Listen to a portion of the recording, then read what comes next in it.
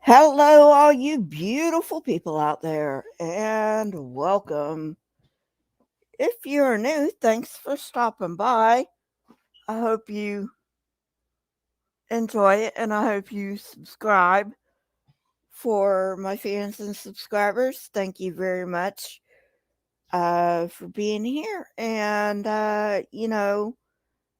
joining me and figuring out what I gotta say. So, anyway, today I'm doing the Witchy-Witch.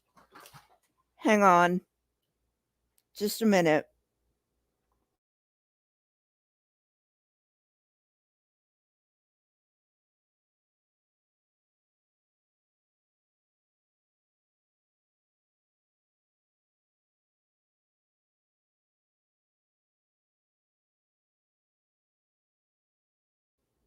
Just a minute, guys. My dad needs help.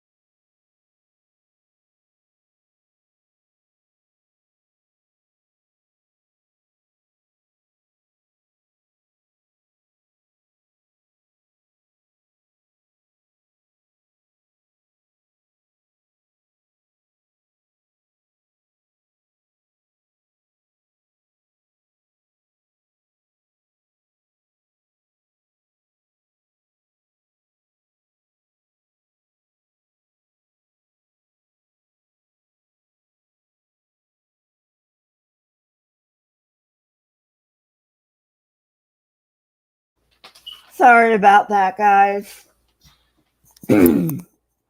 So anyway, alrighty. Uh so some of you may know that October 31st is Samhain. Um it is a it's a Celtic word. Um Other than that, I don't know what language it comes from. Um uh but it's Samhain.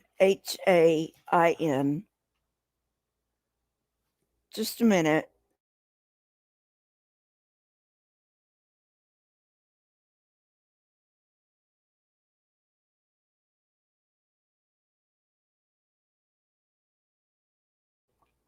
So, anyway, so for my Wiccan friends out there, happy Samhain. Um, so Samhain on the Wiccan calendar is the high holy day of the year, and in olden times, it was the day after harvest, when everything had been brought in for the year. And, hey, scapegoat, am I floating? Um, no, I'm not floating. Oh, I didn't know that, zebra.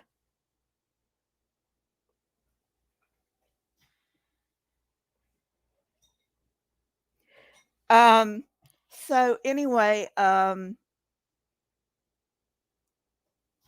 uh, but yeah, so some fun facts about Samhain. It was the one day of the year when the fabric between the living and the dead was very, very thin, the thinnest of the year. And so the dead could come back and visit the living. Um, and so the living would make offerings to the dead. Um, hey, Marianne. They would make offerings to the dead, kind of like what Mexicans do for the Day of the Dead now, except of course it would be Celtic foods that they would have. Um, Another thing that they would do is not only would their relatives come back on Samhain, but their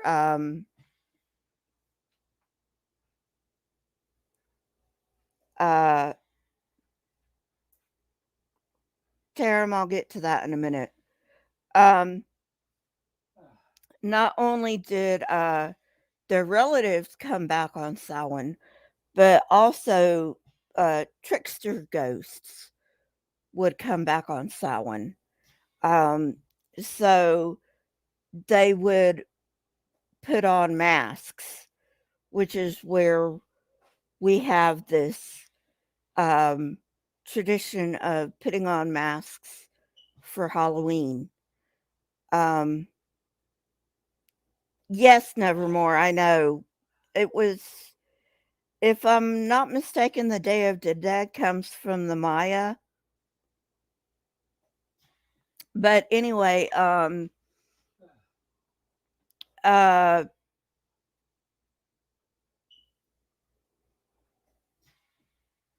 but they would wear masks to um, confuse um, the trickster spirits. Um, so, and let's see. Um, for the Wiccans, there are 8 days out of the year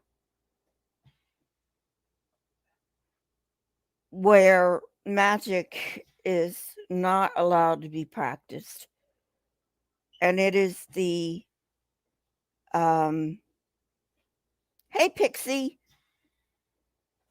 um, these would be the equinoxes and the solstices and the cross holidays. So May Day, or Beltane, as the Wiccans call it, uh, is a cross holiday. Um, Samhain is a cross holiday. Um, there are two other cross holidays. Um,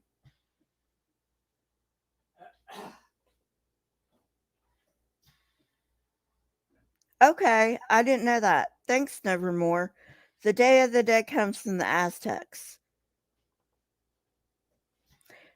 There are two other cross holidays.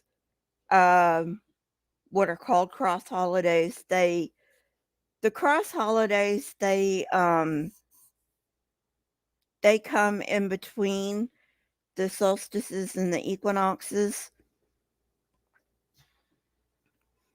Um, so um that's what a cross holiday is, just in case you were wondering. Um I'm sorry. Sometimes I talk about uh stuff and I just forget that people don't know what I'm talking about. Like, I forget that, okay, not everybody knows what a cross holiday is. So I just wanted to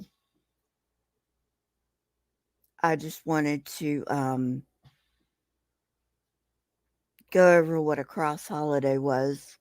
That's too much like fun. I'm gonna go take a quick nap. Okay. So I saw okay. So Taram, um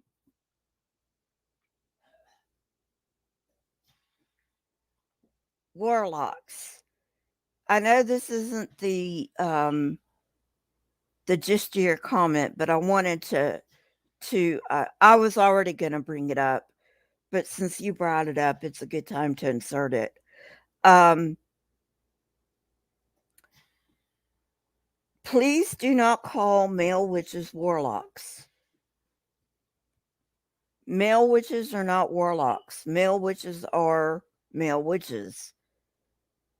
Um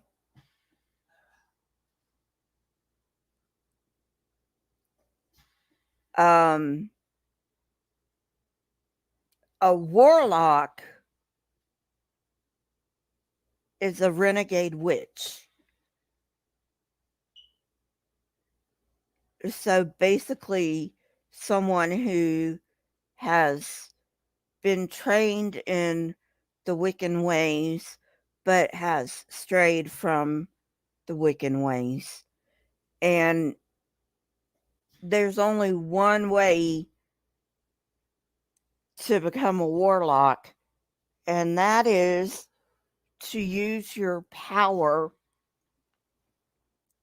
in a bad way. So,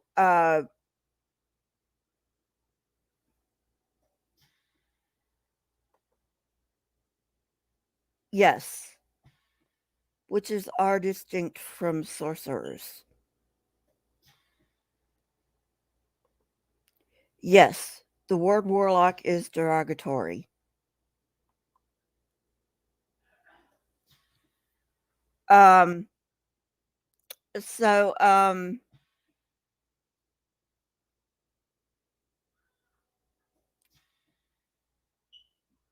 so, um, broadly, witches fall into two categories. There are coven witches and there are solitary witches. Um, I was a solitary, um, but there are covens. They don't, um, they don't advertise because, well, because of what happened in the Middle Ages and you know, all the way up into the 1600s. So they don't advertise, but they are around. You know, you could find them in an if you go to an occult bookstore, um, you can probably find someone who belongs to a coven. Um, but I was a solitary. So I had a bit more freedom in what I believed than what covens do. But for the most part, um, in order to what murders?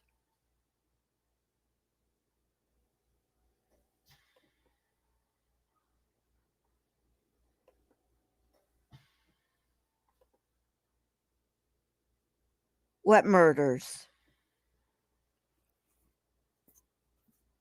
Um, by the way, a witch would not murder anyone. Um, not because of witchcraft anyway. It might murder someone, but it's certainly not because of their religion.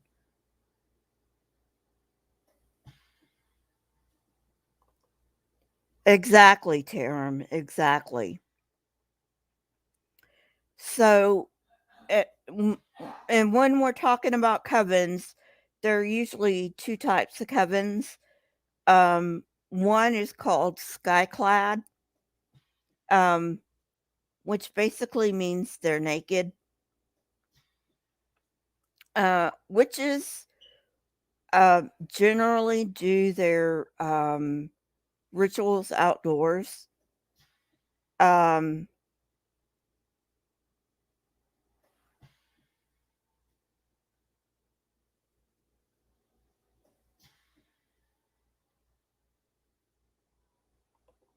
yeah, I know. Uh, Thank you, scapegoat.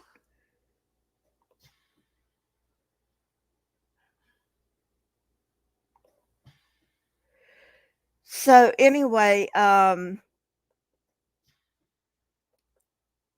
so unless there's a really good reason not to hold rituals outdoors, like maybe it's raining or it's snowing, they will hold um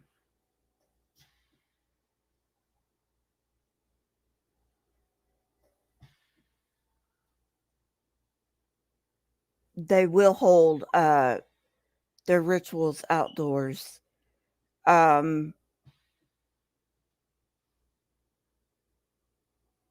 Now not all covens are skyclad, and even the skyclad covens are not gonna make you be skyclad if you're not comfortable with being skyclad.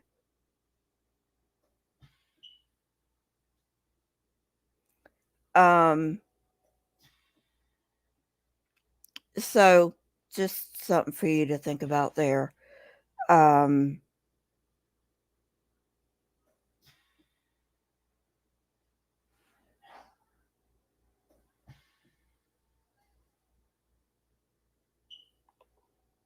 well, witchcraft is an earlier version of Wicca, cryptomeria. Wicca is more like an NRM, a new religious movement. Um, but witchcraft, I mean, um, you pretty much, have to go to earlier sources to find the witchcraft. But anyway, but uh, Wicca and voodoo are not the same. No, voodoo is an Afro-Caribbean religion. Um, it came over from Africa, and actually, if you go over to Africa, it's called Voodooing. Um, but it's called voodoo in in the Afro-Caribbean movement and New Orleans and Miami and all that. It's called voodoo because it's a little bit different from Voodooing, but it's along the same lines. So, hey, Fishhead.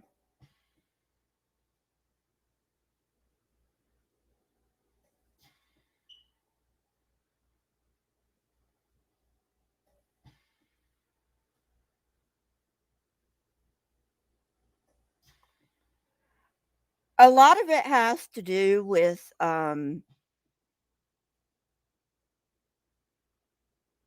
the fact that the uh, equinoxes and the solstices, at least, have um, they're like they're the markers for the seasons, if that makes any sense, Fishhead. Um, and of course, depending on where you live, um, course, of course, nowadays there's, uh, you know, the equinoxes and the solstices are calculated, right? But back in the day, um, they were just, like assigned. you know. Um, so anyway, yeah, crypto. Yeah. So anyway, um,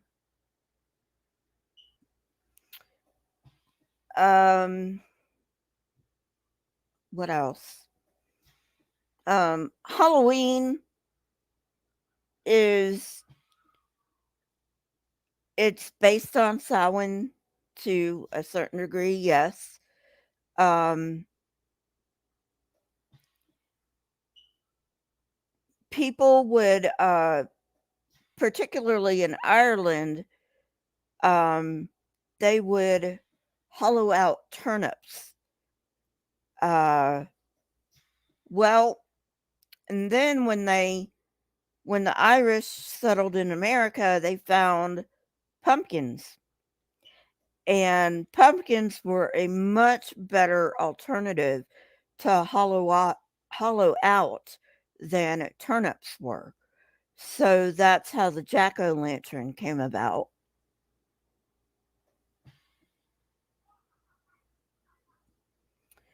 And so anyway, just a um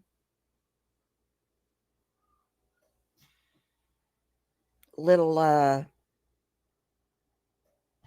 trivia for you there. Um but yeah,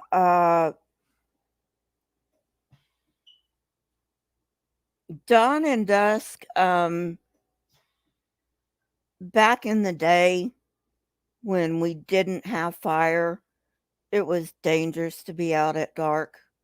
So, mm, you can see where dawn and dusk come from in importance, right? Um, so anyway, let's see. But pretty much,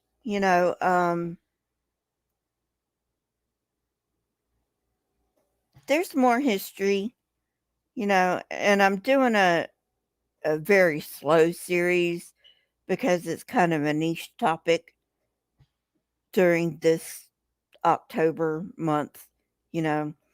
Um, but Halloween, like I said, is basically an American holiday, very different from Samhain.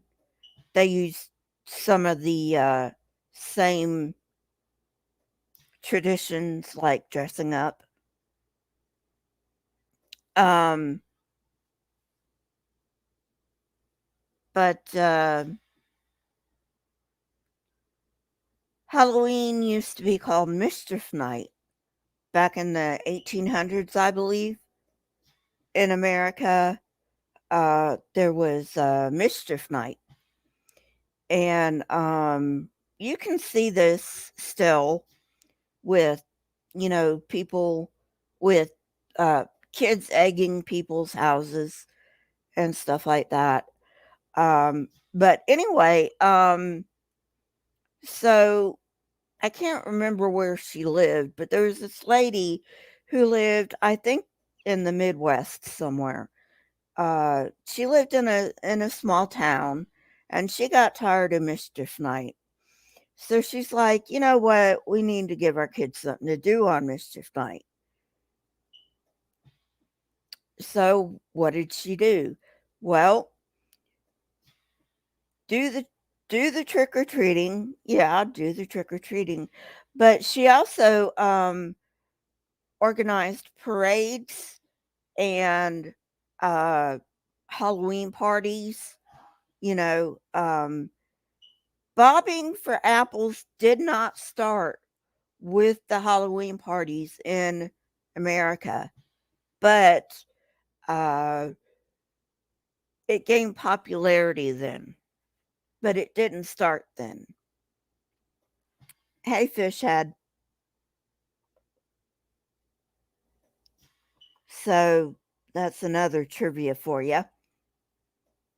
Um, and there's always been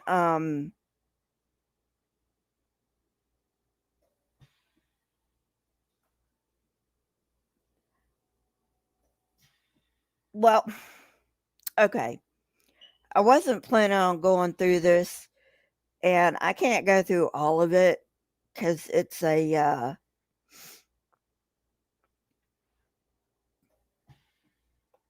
not crypto. Bobbing for apples goes way back. Yeah, it didn't start with the Halloween parties. They just made it part of the Halloween parties. Um, so anyway, so that's where the American Halloween came from. Basically, this um, lady got tired of mischief night, and so um,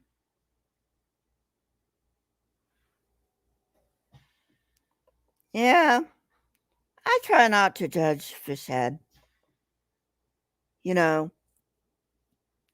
I mean, most of them know, unless they're just totally out of touch with reality.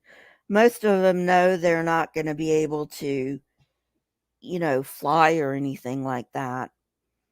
But you know, so I wasn't planning on doing this, but it's not going to take very long. So I'm going to explain what a spell is. Spells are very simple. Um, you know, they're basically intentions. You can think of them as intentions, and you don't really need a ritual to. It's a good idea if you're in Wicca or witchcraft. It's a good idea to have a ritual to seal the spell, but it's not necessary. Um, you know, the intention itself is what matters. So spell is very simple. It can be as simple as um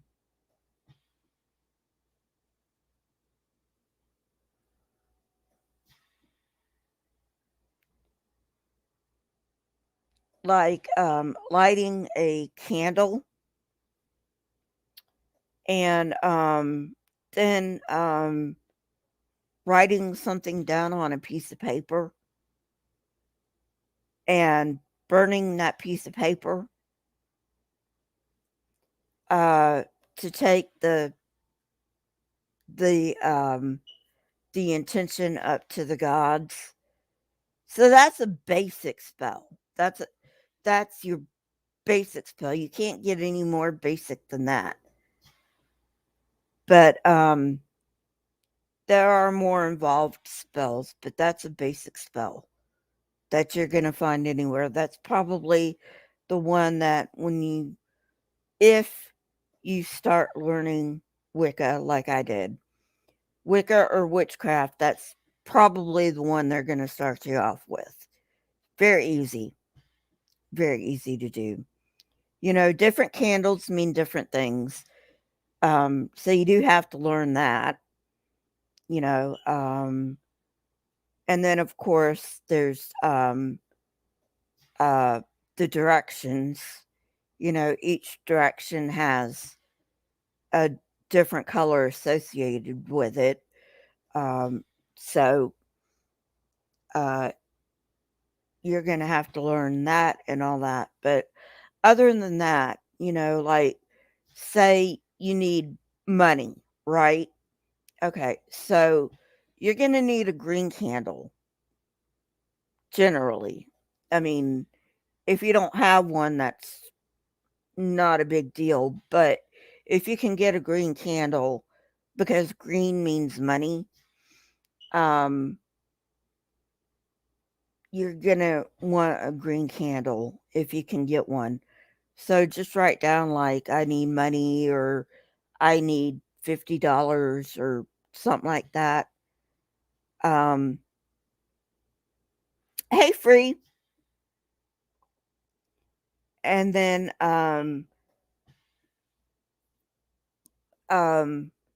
fill that piece of paper with intent and then burn the piece of paper in the green candle, and then that takes the intent up to the gods. That's the basic idea of a spell. And like I said, the um that's the one you're gonna, well, yeah, you can do that too. Thank you, Free. Um that's uh basic, you know. But anyway, uh if you are a solitary, you can get as ornate as you want. Um if you're in a coven, they have prescribed rituals. Of course, you're still gonna do spells, even if you're in a coven. You're still gonna do spells by yourself. So, kind of something you got to learn.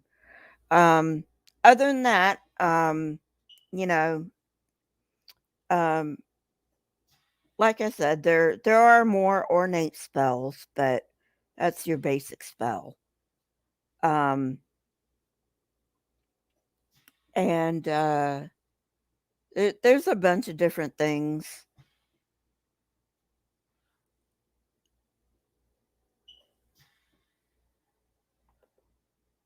That's how I was Free. That's how I was. So, you can make them as ornate as you want. Um,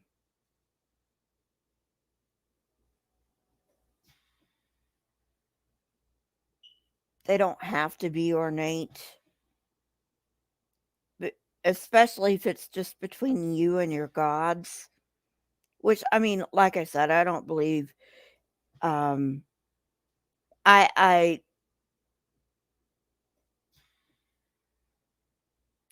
I reserve judgment on the gods.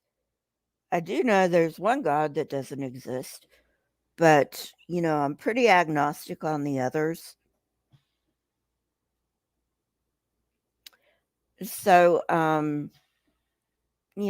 but you know, uh, you can learn magic on your own. Uh, it can be pretty involved. I'm not gonna lie to you about that. It can get pretty involved. But what do you want? You know? Um, so anyway, so I did get a call going totally opposite of that. I did get a call today from my orthopedist's office. The surgery will be done on Monday, sometime in the afternoon. Um, don't know when yet. Um, so, I'm kind of looking forward to that because I still hurt. I don't hurt as much because I have, well, first of all, my own is back in place. Um, but my radius is still broken, which is why they've got to do the plate and pins thing, for the uh for the radius, but at least my own is back in place. Um so that's good.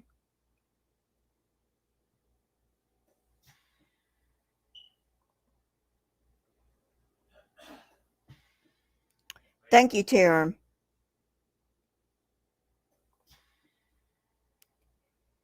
Yeah, I mean, uh yeah, Taram, it's not that I don't believe in God. I'm an agnostic atheist.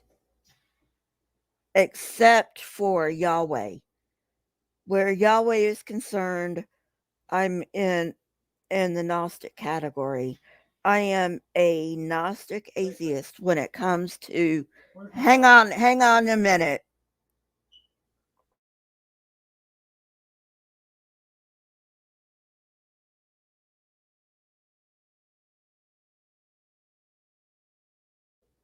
Just a minute.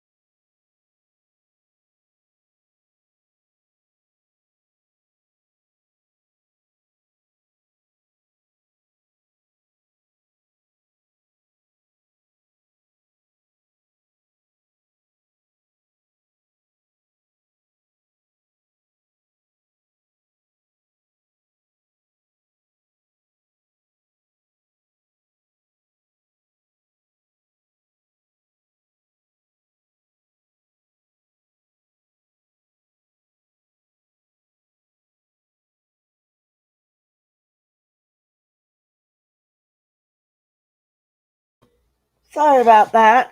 My dad's having one of his bad days. Just something we got to work through. So anyway, um, so I'm pretty agnostic on the other ones, meaning I reserve judgment, but I don't believe that they exist. Um, but I am Gnostic on the Bible God because I'm like the Bible God. If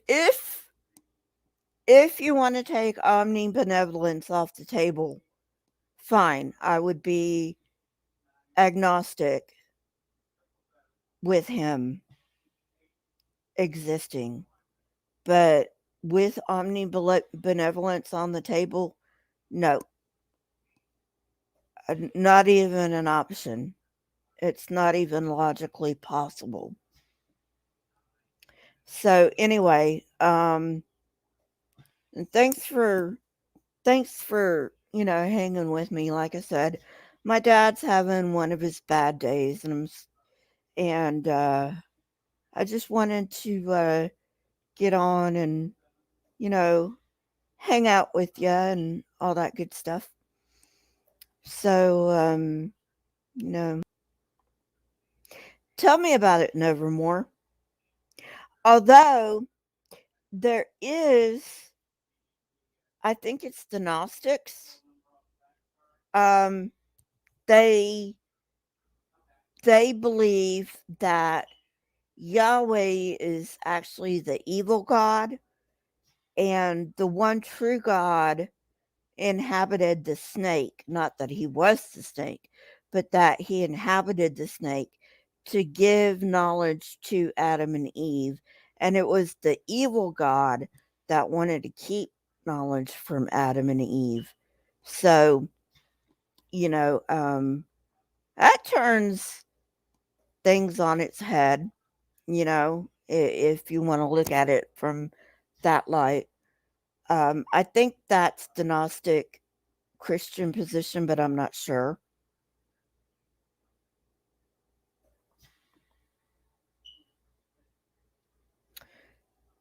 So anyway, but yeah, um, so whether these are Gnostic Christians, um, the sect that I'm talking about, their position is that the real God, the one true God, always intended us to have knowledge, but somehow it got fucked up.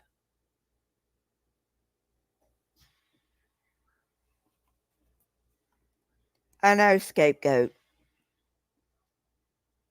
But again, this is just some mental gymnastics, you know.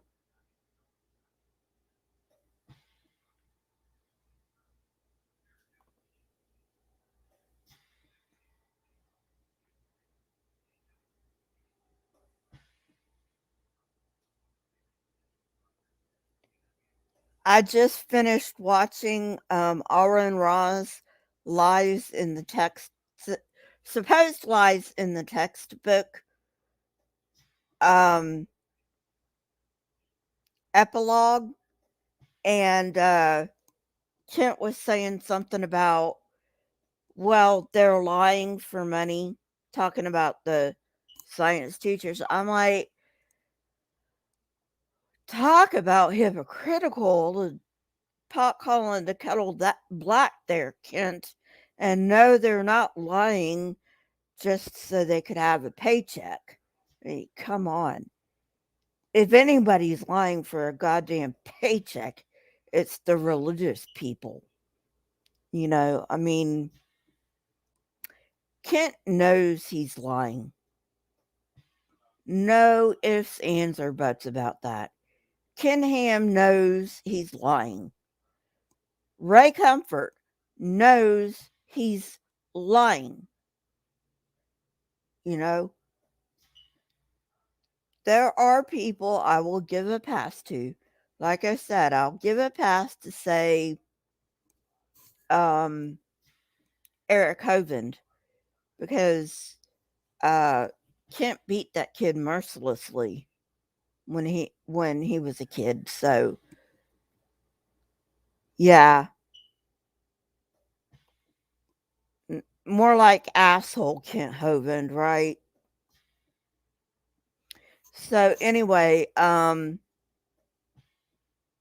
but that's about it. You know, I just wanted to come on and explain some things about um Samhain and the like, and stuff like that. Since I can't do an edited video, just wanted to share my knowledge.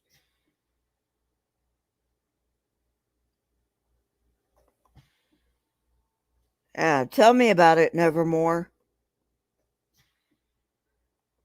Kenneth Copeland, he bought himself another private jet.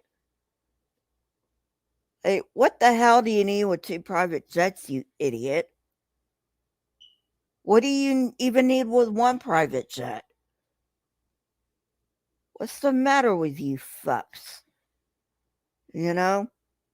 So anyway, it just it irks me. It really, really does. Because the educated Christians don't have a problem with saying, yeah, evolution happens, evolution's real, blah blah blah blah blah. And I mean,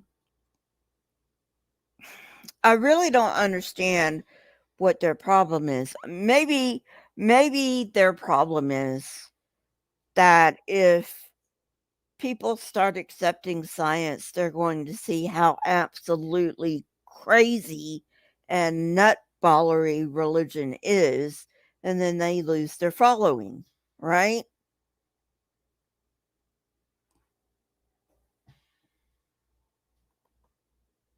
I thought that was Carl Baugh, Taram. I thought Carl Baugh was a lizard person. Anyway, I'm just kidding. But Carl Baugh's bad too. Um, Basically, all of those idiots are bad news. I don't want to spend one moment with them in any room. Not one goddamn moment. You know, they're all fucking liars. And they all know they're fucking liars. But they're not gonna stop lying because that's how they make their money.